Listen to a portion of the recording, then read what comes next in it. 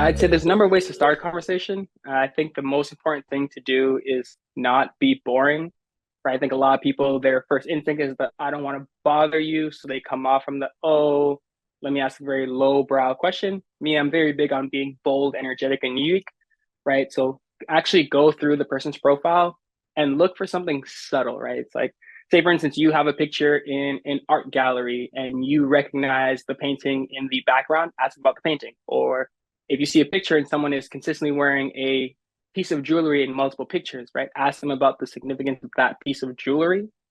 Because one, it shows that you have a keen attention to detail. And two, it also shows that you're actually interested in getting to know this person beyond the surface level.